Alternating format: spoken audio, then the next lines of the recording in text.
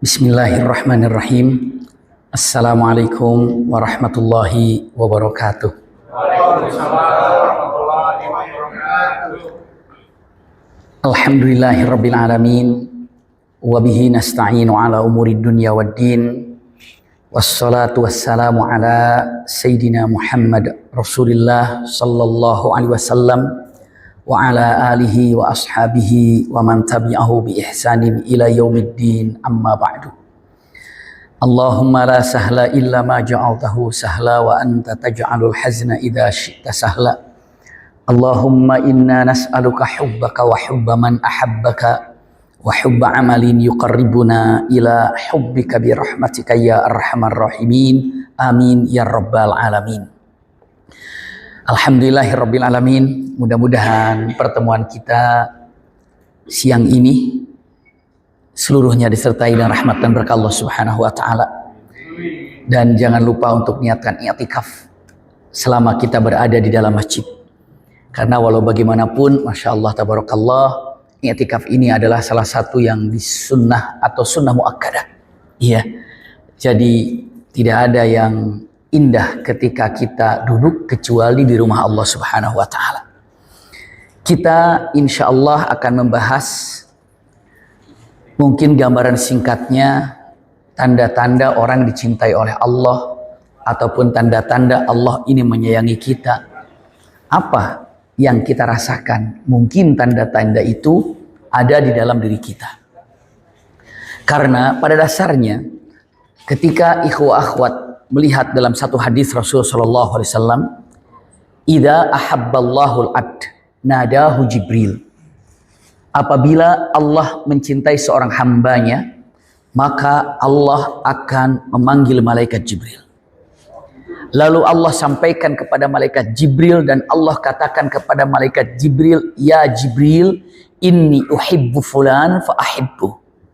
Wahai Jibril, aku sesungguhnya mencintai fulan, maka cintailah dia. Jadi kalau Allah mencintai seseorang, Allah akan panggil Jibril, lalu diinformasikan kepada Jibril dengan mengatakan, aku mencintai fulan, maka cintailah dia.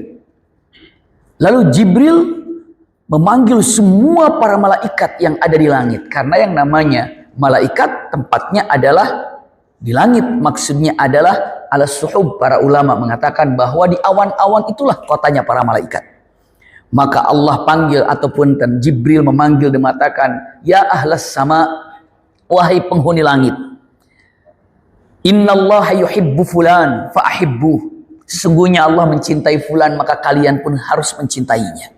Semua malaikat diinformasikan oleh Jibril alaihissalam kalau Allah mencintainya. Maka semua malaikat yang mendengar, ya, dan semuanya mendengar. Maka malaikat itu kan ada malaikat yang menjaga air, malaikat yang menjaga bumi, malaikat yang tugasnya meniupkan angin, malaikat yang di lautan, malaikat yang ada di bumi ini, semua malaikat diatur oleh malaikat atas perintah Allah. Maka semua malaikat mengetahui kalau ada orang yang dicintai oleh Allah. Maka semua malaikat pun tahu kalau orang ini dicintai oleh Allah. Lalu apa yang disampaikan oleh malaikat? Malaikat yang menjaga bumi. Lalu dia katakan, "Ya ahlal ard," wahai yang ada di bumi, wahai yang ada di tanah, wahai yang ada di laut. Sesungguhnya Allah mencintai fulan, maka cintailah oleh kalian. Bumi pun mencintainya. Binatang pun mencintainya. Kenapa? Karena sudah diinformasikan oleh para malaikat, sesungguhnya Allah mencintai fulan. Dari Allah ke Jibril, Jibril kepada seluruh malaikat kepada apa yang ada di bumi. Maka wajar kalau teman-teman bisa melihat ada orang yang sudah wafat mungkin puluhan tahun, tapi begitu digali jasadnya masih apa? Masih utuh. Kenapa jasadnya masih utuh? Karena tanah tahu kalau Allah mencintainya. Karena cacing tahu kalau Allah mencintainya. Karena binatang yang selalu memakan jasad manusia tahu kalau Allah mencintainya. Maka jangankan untuk memakan tubuh orang yang dicintai oleh Allah, kain kafannya pun malah dijaga. Begitu datang ke bumi, dikuburkan, apa yang disampaikan oleh tanah, ini kan yang dicintai oleh Allah. Lalu apa yang sampai cacing mengatakan ini kan yang dicintai oleh Allah, enggan untuk merusaknya. Itu apabila Allah mencintai seorang hamba. Masya Allah. Jadi ketika dikatakan bagaimana jika Allah mencintai seorang hamba, itulah yang akan terjadi. Dan ini hadisnya digambarkan di dalam hadis sahih bagaimana Allah apabila mencintai seorang hamba. Jadi efeknya Masya Allah. Apapun dia terjadi, walaupun sudah wafat, dimanapun jasadnya itu bisa jadi utuh karena bumi pun mencintainya. Yang harus kita tanyakan, bagaimana tanda-tanda kalau Allah mencintai seseorang? Seseorang itu mudah-mudahan kita semuanya, amin ya rabbal alamin. Banyak hadis kalau dibuka tanda-tanda Allah mencintai seorang hambanya. Di antaranya, satu, saya sampaikan hadisnya begini. Idza ahabballahul abdu ista'malah. Apabila Allah mencintai seorang hamba, maka Allah akan ista'malah. Ista'malah itu artinya adalah, kalau dalam bahasa Arab, ista'malahu itu menggunakannya, memakainya. Tapi di sini diartikan idza ahabballahul abdu ista'malah, artinya apabila Allah mencintai seorang hamba, maka Allah akan tanamkan ke dalam hamba itu keinginan-keinginan untuk melakukan amal baik. Itu adalah apabila Allah mencintai seorang hamba. Sekarang, siapa yang memaksa ibu bapak untuk bisa melaksanakan sholat berjamaah di sini? Tidak ada. Andai waktu zuhur nggak usah ke masjid. Andai waktu zuhur tinggal saja di mana. Andai waktu zuhur langsung saja keluar kemana. Andai waktu pas zuhur nggak usah datang ke masjid. Kira-kira ada yang marahin apa tidak? Tidak. Pertanyaannya, kenapa bisa datang ke sini? Ista'malah. Allah berikan kepada kita keinginan untuk hadir di tempat ini. Ini buktinya. Kita sholat nggak ada yang memaksa, kita duduk di majelis taklim nggak ada yang memaksa. Lalu pertanyaannya, kok bisa kita datang ke sini? Jawabannya, karena Allah mencintai Anda semuanya. Iya, karena banyak orang yang di depan mata surga, tapi karena tidak ditanamkan rasa keinginan untuk meraihnya, dia tidak mampu untuk menggerakkannya. Usikum wa iyaya nafsi bitaqwallah. Jadi, kalau perkataan para ulama salafus saleh, tidak ada kebetulan ketika ibu bapak melakukan kebaikan. Nggak ada kebetulan. Saya kebetulan lagi kosong waktunya, makanya saya bisa ngaji. Saya kebetulan waktunya kosong, makanya saya bisa sholat berjamaah. Saya kebetulan punya uang, makanya saya bisa sedekah. Kebetulan saya waktu kosong, waktu saya bisa umrah. Kebetulan saya kebangun sehingga saya bisa tahajud. Kebetulan jam 8 saya belum ada kesibukan, makanya saya bisa duha. Semua amal soleh tidak dikatakan musodafah. Musodafah itu artinya tidak ada yang namanya amal soleh dengan bersandar kepada kebetulan. Memang skenario, memang Allah inginkan, Allah cinta, Allah sayang. Allah siapkan, Allah tanamkan keinginan, Allah berikan kemampuan, dan Allah berikan kesempatan. Maka punten, kalau kita bersyukur kepada Allah, 3 hal yang disyukurinya. Contoh di sini, ya Allah, saya bersyukur ya. Kenapa? Ada keinginan untuk hadir di majelis ta'lim. Itu syukur yang kedua. Lalu yang keduanya, ya Allah, alhamdulillah ya, bukan hanya sekedar keinginan, ada kemampuan untuk hadir di majelis ta'lim. Kalau hanya ingin aja nggak mampu juga susah. Ya Allah, terima kasih ada keinginan untuk hadir. Ya Allah, terima kasih kau tanamkan padaku untuk kemampuan hadir di sini.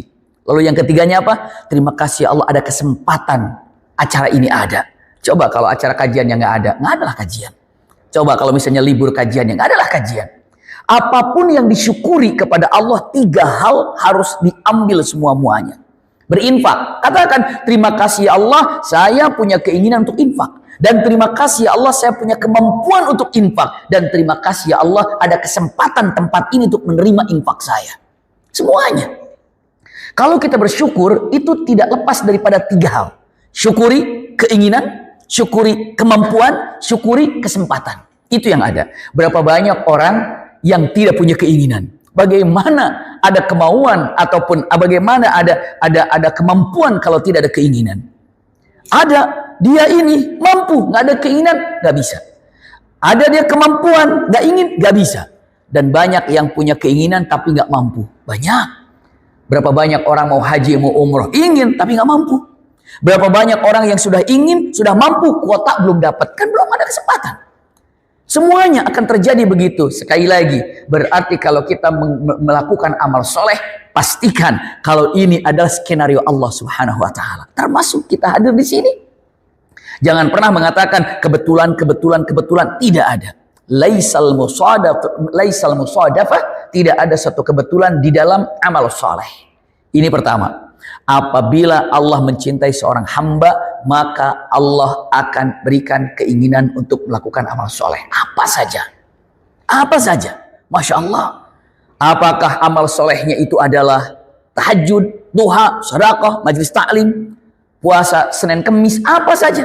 Iya. Ataupun dalam artian silaturahim, apa saja. Menjenguk orang sakit, apa saja. Amal soleh. Masya Allah. Ini pertama. Apabila Allah mencintai seorang hamba. Lalu yang kedua. Apabila Allah mencintai seorang hamba, subhanallah, Allah tanamkan kepada hati orang ini untuk menjauhi daripada perbuatan maksiat. Dijauhi. Tiba-tiba ketika melihat satu maksiat, dia tidak suka. Dia sudah resah ketika berkumpul di tempat orang-orang yang tidak berbuat baik. Kenapa? Punten.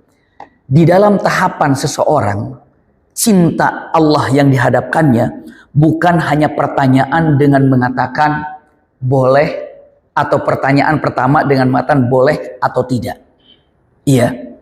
Ketika orang mukmin mengatakan boleh apa tidak, halal apa haram, bukan hanya di situ saja. Tapi ada tahapannya. Ketika terbentur satu peraturan ataupun satu kaidah, ketika dikatakan ini boleh atau tidak.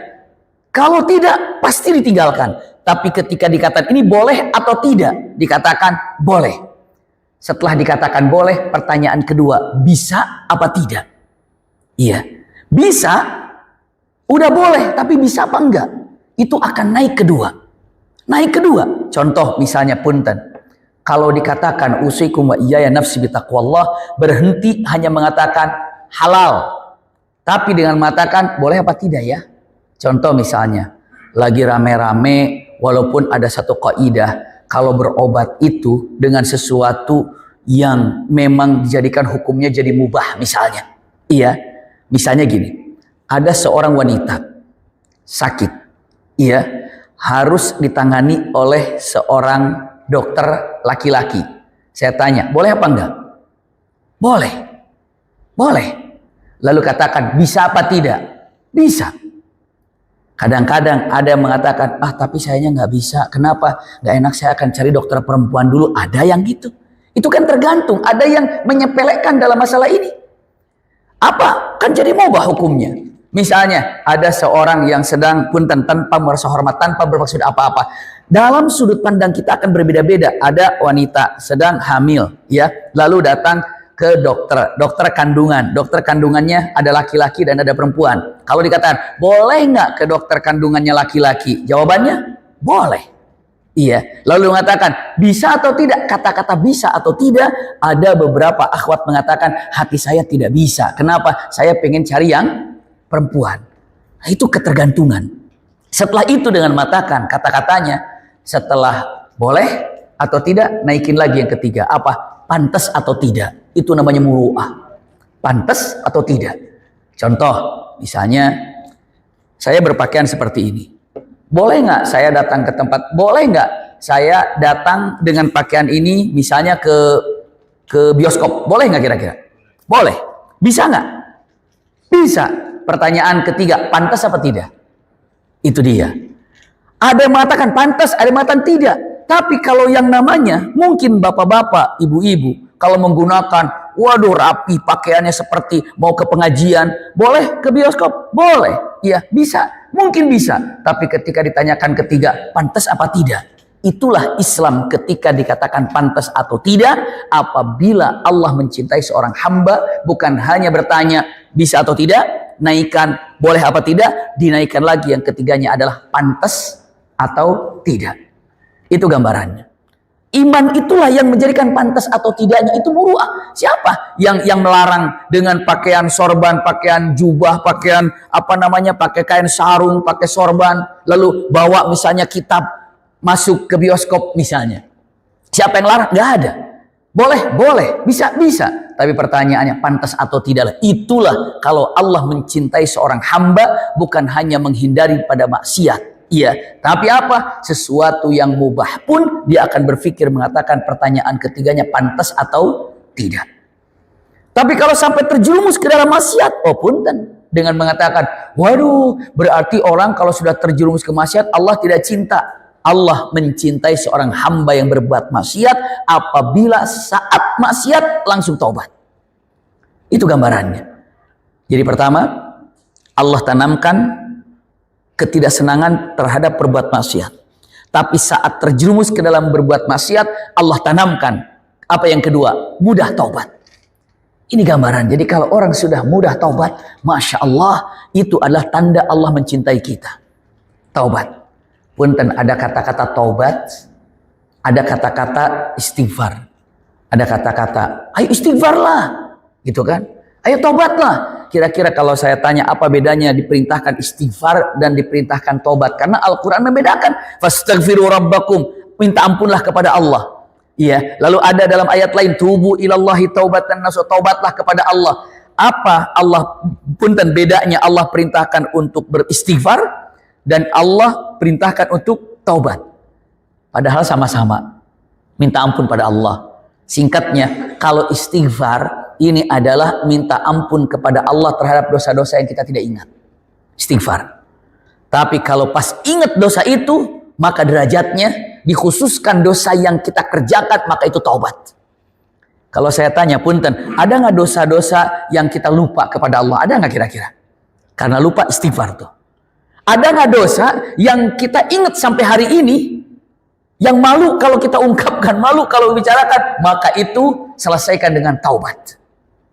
Apa yang diingatkan dalam dosa ini, taubat. Apa yang tidak ingat, perbanyak istighfar. Itu perbedaan tipisnya, tapi sama-sama minta ampun kepada Allah Subhanahu wa Ta'ala. Siapapun yang diberikan keinginan untuk istighfar dan taubat, itu Masya Allah, kenikmatan yang luar biasa. Bukti kalau Allah mencintai hamba tersebut.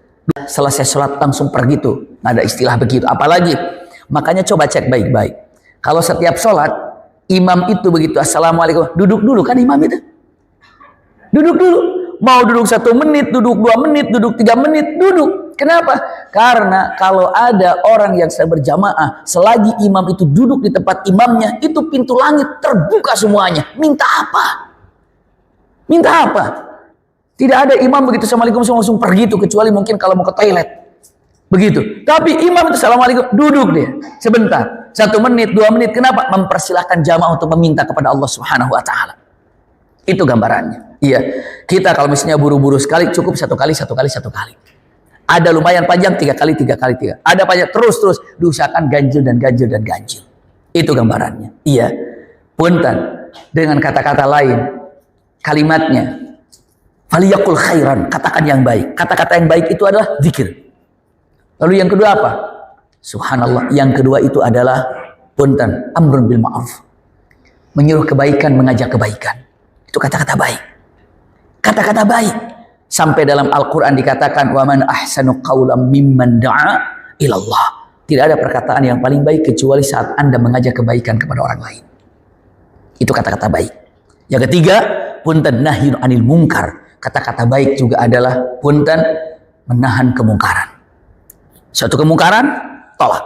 Satu kemungkaran, jegal. Satu kemungkaran, tahan. Karena ini adalah kata-kata baik. Bahkan punten, saya ingin tanya sama keluarga besar di masjid yang sangat indah ini. Usikum wa iyaya nafsi bitaqwallah. Coba ya. Adam kan pertama kali diciptakan di mana tuh? Di sorga ya. Bersama Hawa. Berdua di sorga. Ibu bapak tahu apa yang menyebabkan Adam keluar dari sorga itu apa? Apa yang menyebabkan Adam keluar dari sorga? Apa itu? Makan buah khuldi. Betul. Karena makan buah khuldi, keluar Adam dari sorga. Dan sekarang, Hawa keluar dari sorga nggak? Apa tetap di sorga? Apa Hawa juga keluar dari sorga? Jawabannya, keluar dari sorga. Tapi yang harus kita cek, kalau kekeliruan Adam keluar dari sorga karena makan buah khuldi. Nah, kesalahan Hawa apa sampai keluar dari sorga? Kira-kira apa?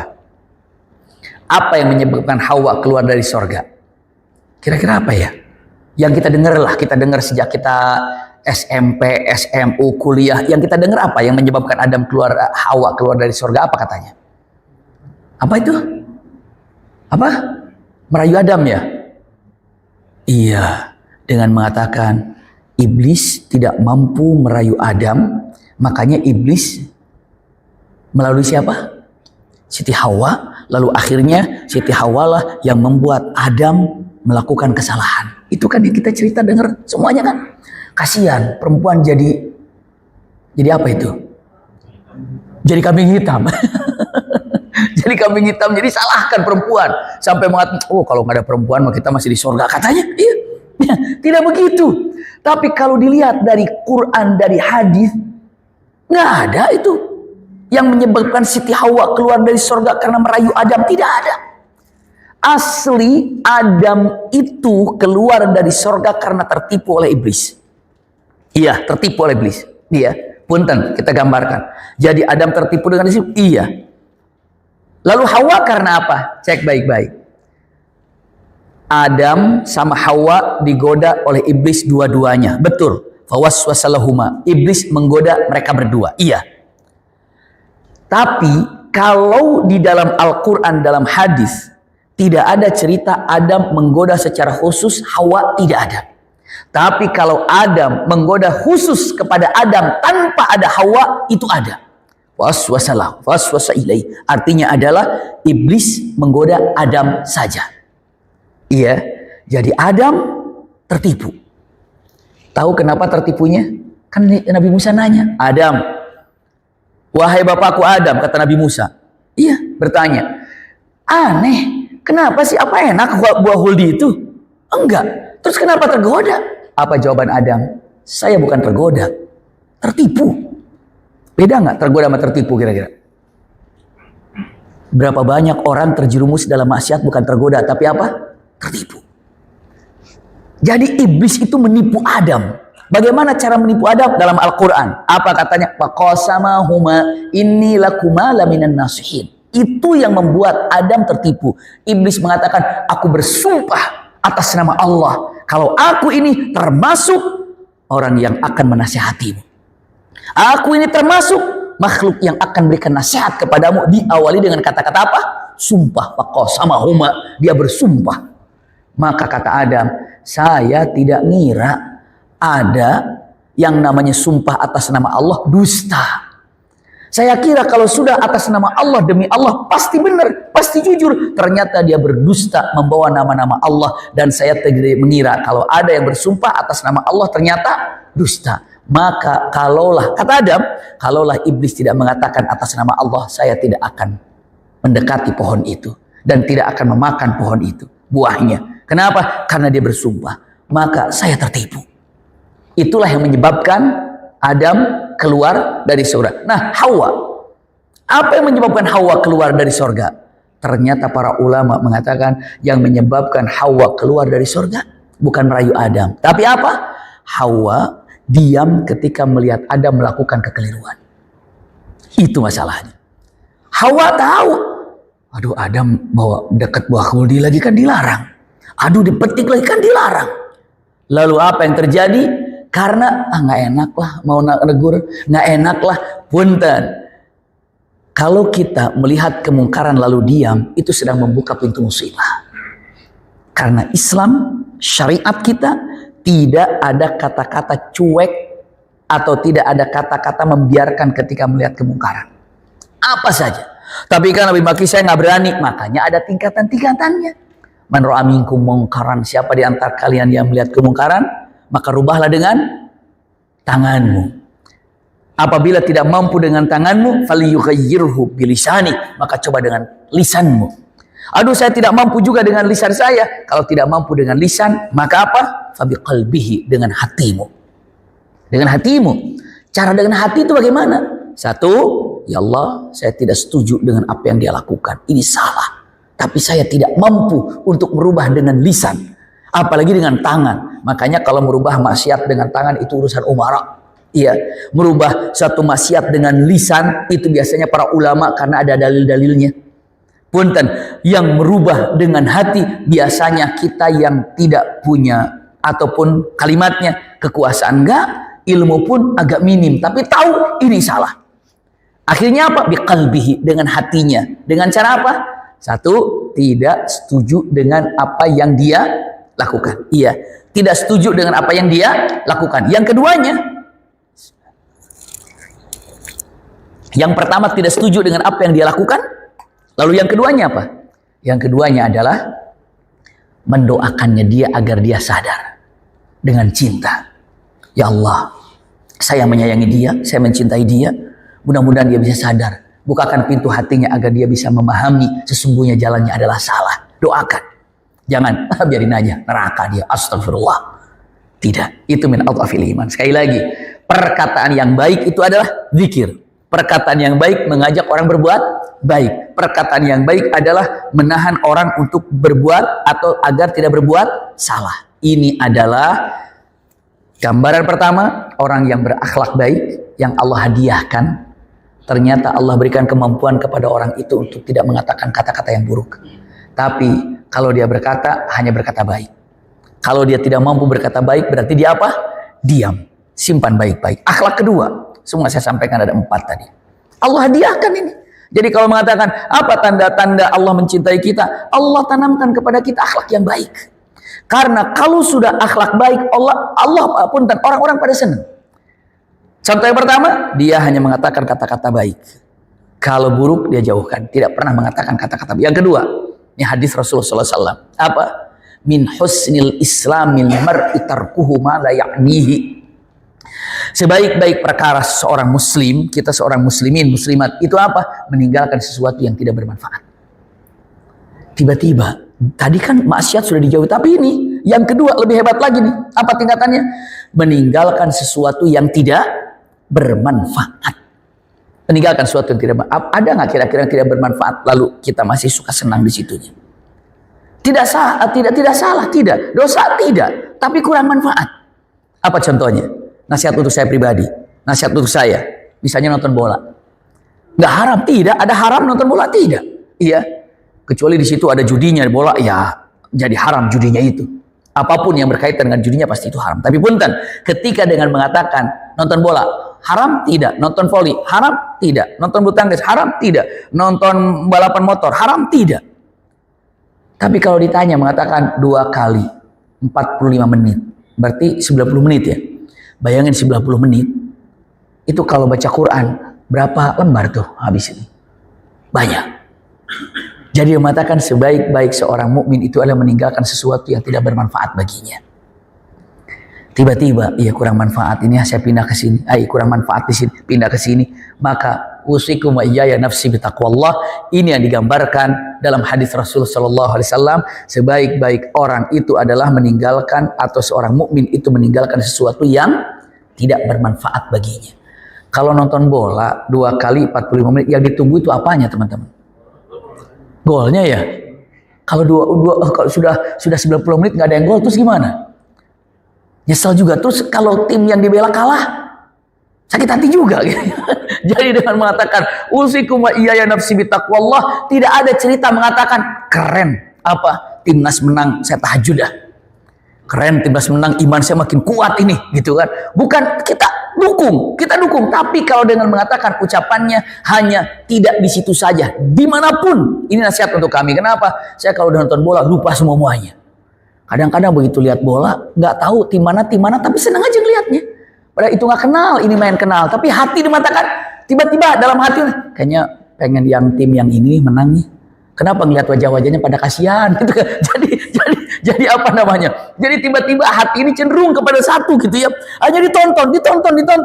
Subhanallah, bingung. Akhirnya istri saya uminya maki lalu mengatakan, emang nonton bola yang ditunggu apa? Saya jawab, golnya. Terus nggak ada gol gimana? Ya nggak ada gol.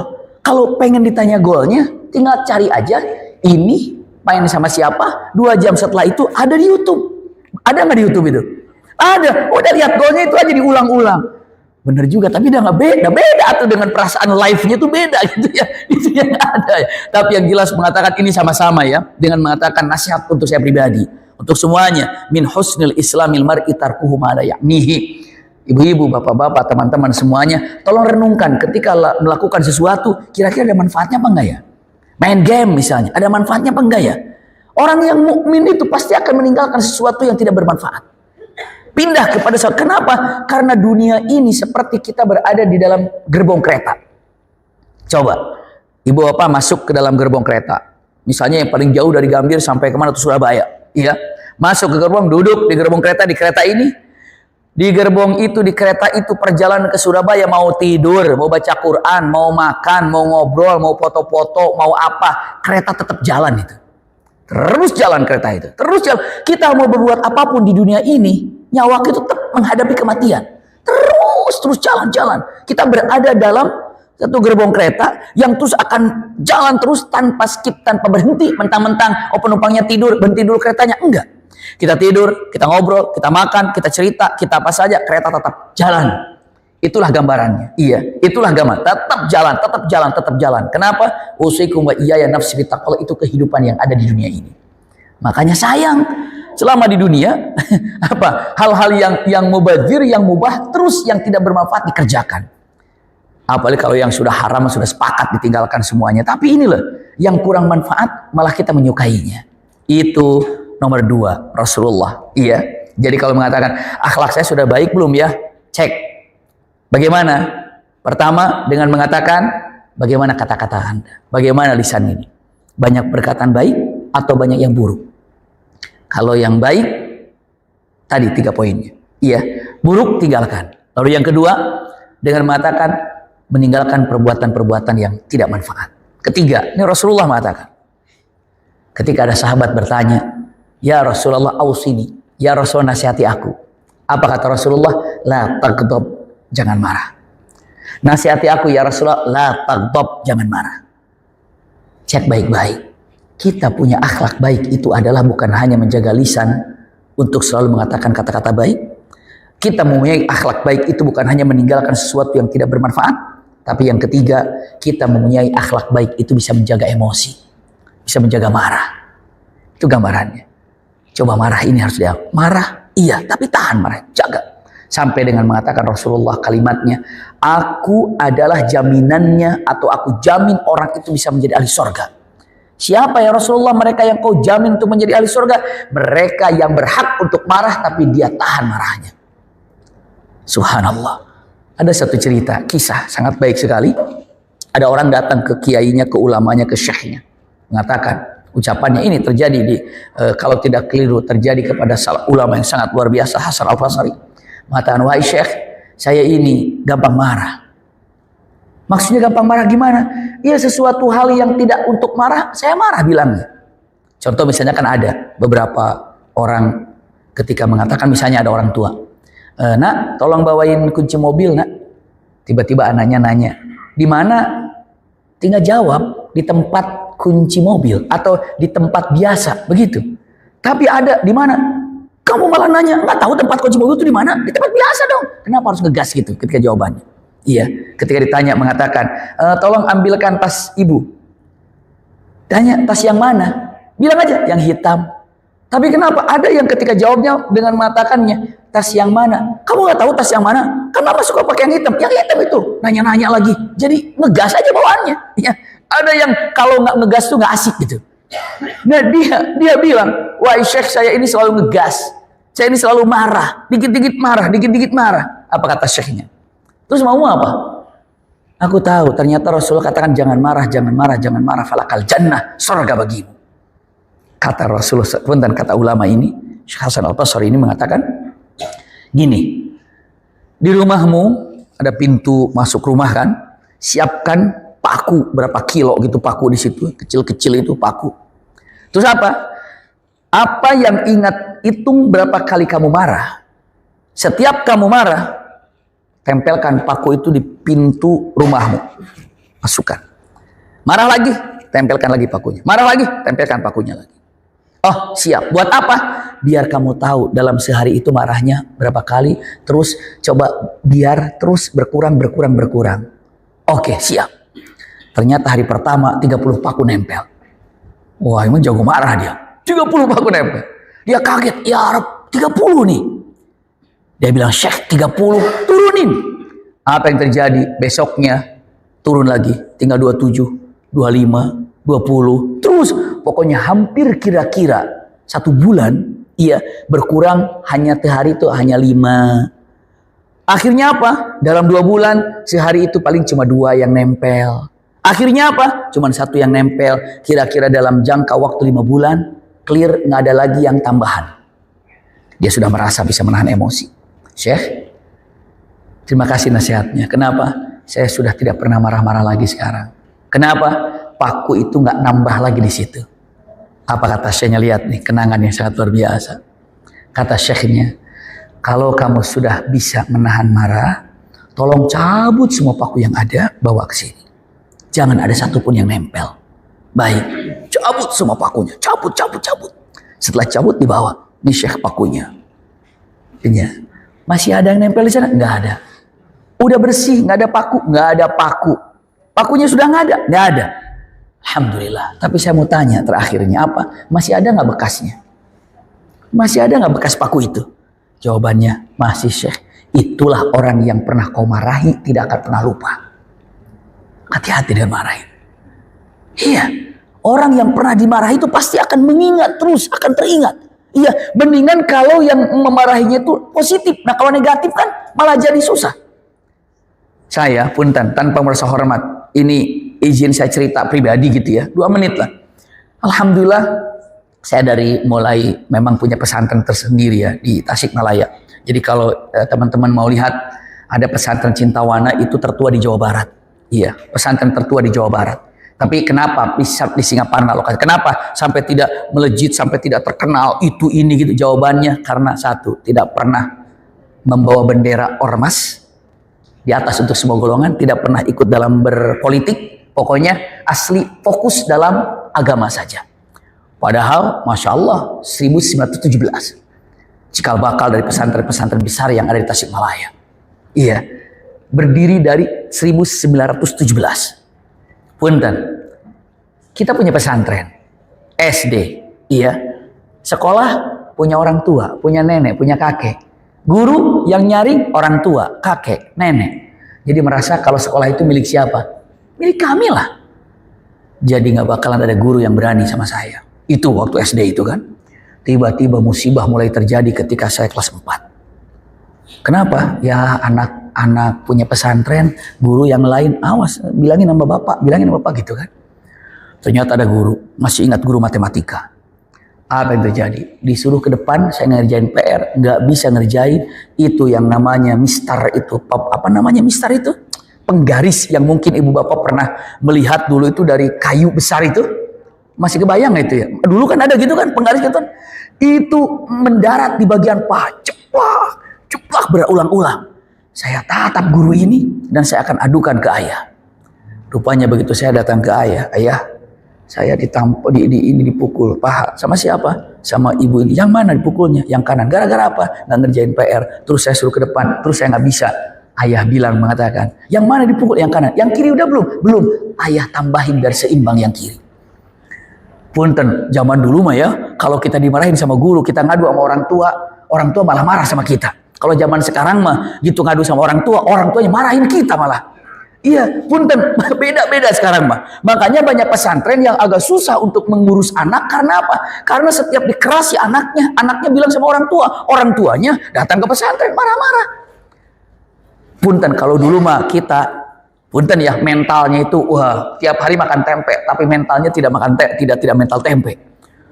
Itulah gambarannya. Ternyata saya sampaikan ayah, usir guru itu. Ayah bilang, kamu yang harus pindah. Musibah yang kedua, subhanallah, kelas 5 wali kelasnya adalah beliau. Saya kelas 5, beliau wali kelasnya. Kelas 6 wali kelasnya pun beliau.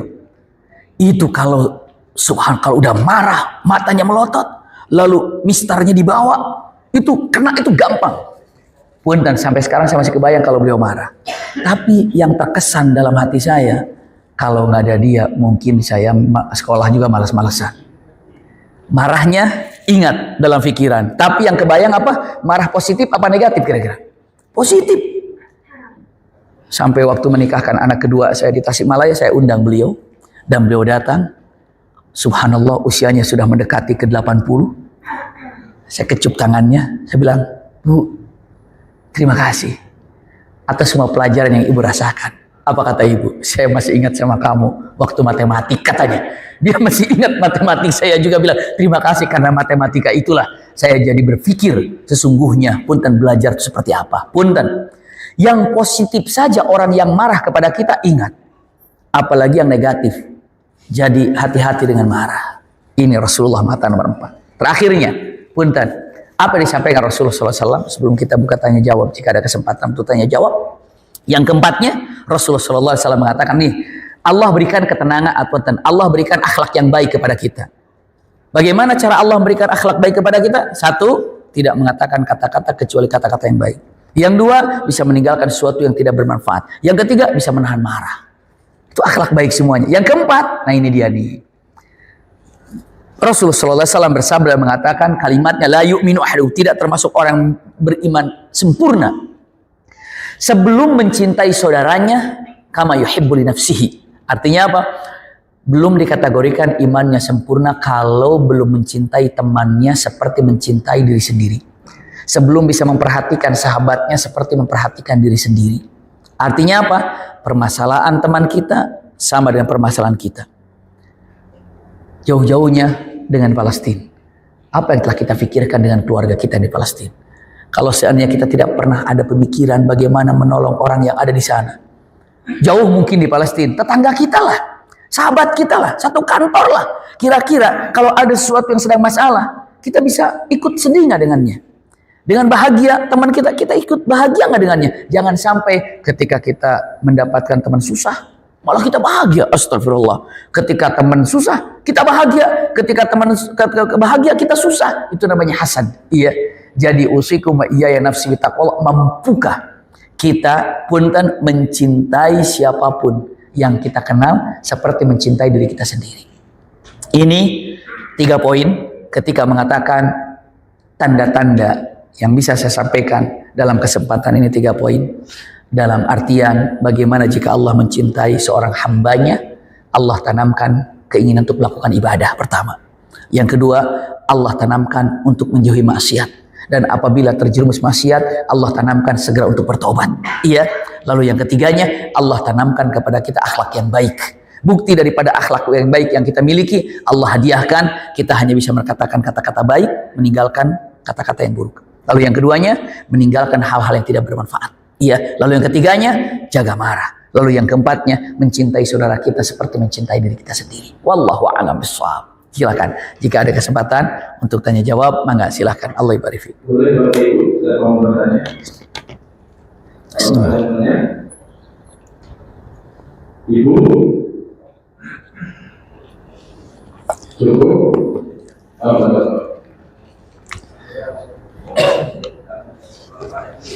Silakan. Assalamualaikum warahmatullahi. Waalaikumsalam warahmatullahi. Saya punya ponak-ponak. Allah ibarik fiik. Saya pernah dulu 10 tahun yang lalu pernah orang marah. Pernah? Pernah membuat orang marah. Iya. Saya belum sempat minta maaf. Tapi beliau sudah bilang bagaimana sekarang saya minta maaf sama beliau. Kalau perbuatan apa yang kira-kira bisa membantu saya masalah saya sama beliau. Iya. Assalamualaikum warahmatullahi wabarakatuh. Masya Allah. Iya. Jazakumullah khair. Kalau orang itu masih ada dan bisa dijumpai, mungkin kita tinggal minta maaf. Iya. Tapi kalau orang itu masih ada tapi enggak kita jumpai karena enggak tahu di mana, iya, ataupun mungkin dia sudah meninggal, maka apa harus dilakukan karena dia sudah tidak ada? Kalau hubungan yang seperti itu, kita minta ampunkan kepada Allah Subhanahu wa taala atas dosa orang-orang yang atau orang yang telah kita sakiti. Dan kita doakan agar dirinya diangkat derajatnya, diampuni dosa-dosanya, diberikan kebaikan dunia dan akhiratnya. Jadi doakan saja. Doakan. Kalau seperti itu doakan. Kecuali kalau ada barang yang terambil oleh kita, yang mana itu bukan milik kita, gitu ya. Barang yang terambil, maka kalau nggak ada keluarganya, atau ya sudah. Kita simpan benda itu, lalu kita infakkan di jalan Allah atas nama orang tersebut. Jadi gambarannya adalah minta maaf, iya, kepada orang tersebut. Kalau tidak ada, doakan orang yang bersangkutan.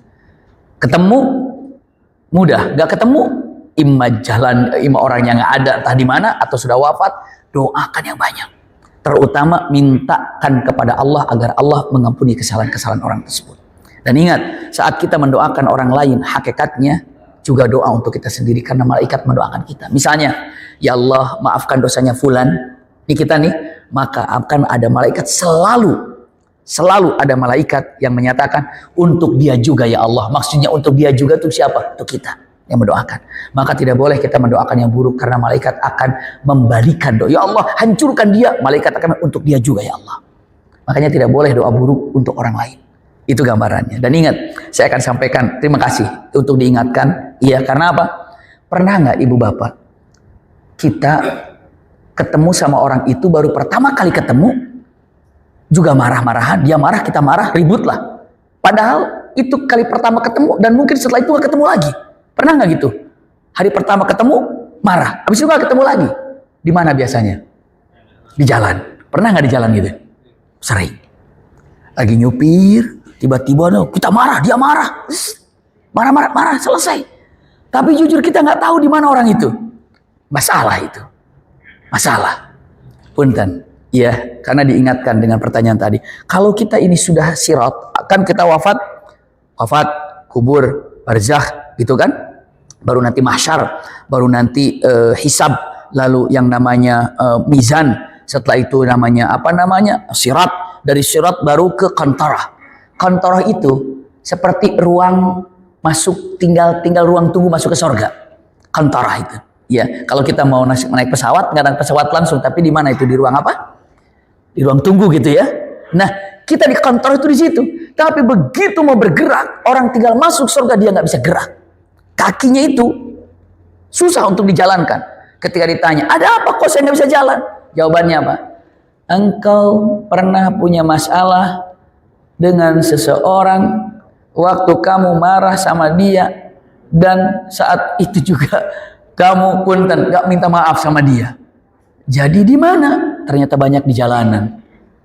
Jadi marah, setelah itu selesai. Jangan dianggap selesai. Di akhirat nanti diurus itu. Ketemu orangnya. Ngeri sih. Makanya kalau lagi marah di jalan, habis marah minta nomor teleponnya. Biar nanti minta maaf gitu. Udah marah-marah teleponnya, nanti saya kalau minta maaf di akhirat nanti nggak bisa bergerak. Ya. Jadi intinya ngeri sekali ya. Jadi jangan dianggap remeh, orang yang marah itu tidak berbekas sampai ke akhirat. Di akhirat akan dituntaskan. Seperti itu. Wallahu a'lam bishawab. Allah barik fiik.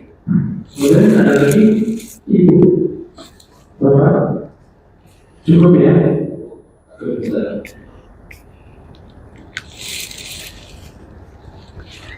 Alhamdulillahirrahmanirrahim. Mudah-mudahan apa disampaikan ada manfaatnya. InsyaAllah kehadiran kita ma'jur si Allah subhanahu wa ta'ala.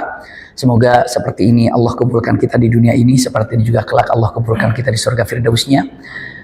Rabbana zalamna anfusana wa illam taghfir lana wa tarhamna lanakunanna minal khasirin.